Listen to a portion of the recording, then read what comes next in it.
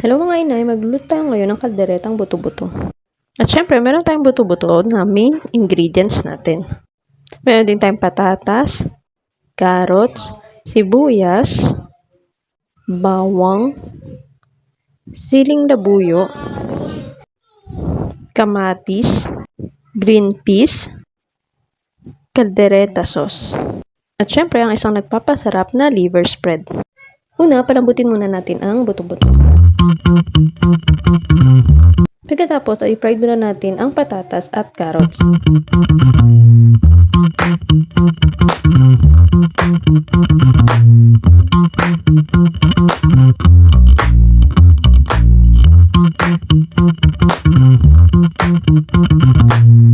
Kapag fried ng mga ito, iset aside natin ito.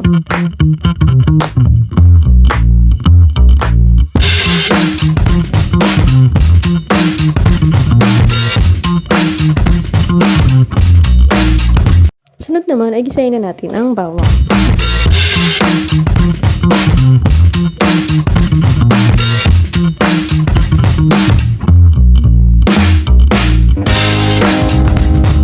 Kapag brown na ang bawang, isunod na natin ang sibuyas. At kung malambot na ang sibuyas, sunod na natin ang kamatis. Pagkatapos natin gisahin, ilagay natin ang pinalambot nating buto-buto. Haluin natin ang mga ito at lagyan na natin ng magic sarap at pamintang durog.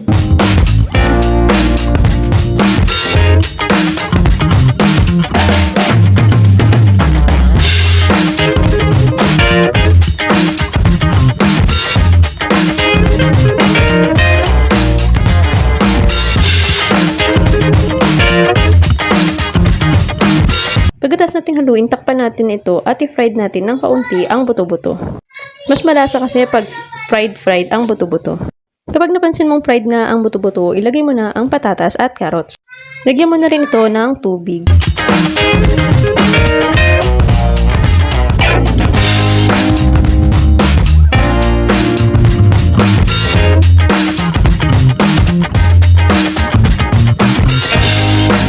Takpan nito at hayaang lumambot ang patatas at carrots. Habang kumukulo, ilagay mo na ang green peas.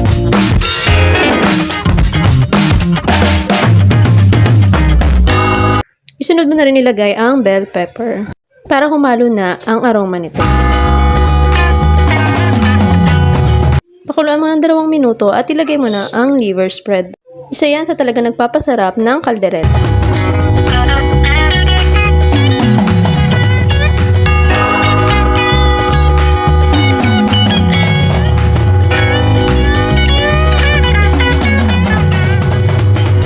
Kapag napansin mo hindi pa malambot ang patatas at carrots at konti na lang ang tubig, dagdagan mo ito.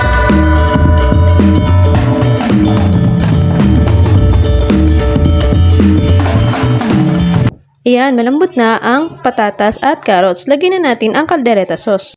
Pwede din naman ang tomato sauce, pero kasi ang kaldereta sauce, kompleto na yung lasa niyan, may anghang na rin siya. Haluin mo lang hanggang sa humalo ang sauce sa sabaw.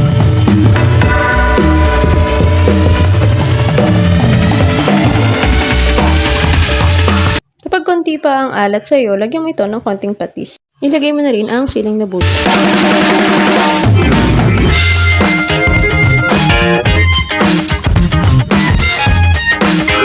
At tapos na ang ating kalderetang buto-buto.